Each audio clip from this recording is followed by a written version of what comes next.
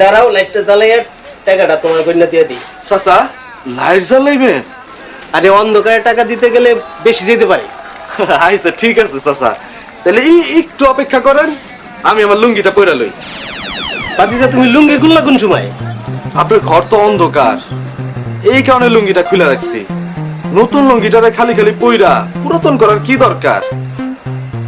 তাছাড়া চাচা কথা কইতে গেলে তো লুঙ্গির প্রয়োজন পড়ে না। তো তুমি লুঙ্গি খুলছো, জামা গাদা রাখছো কেন?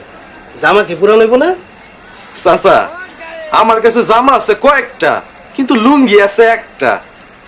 চাচা লুঙ্গিটা পরি। তাড়াতাড়ি পড়ো, তাড়াতাড়ি পড়ো।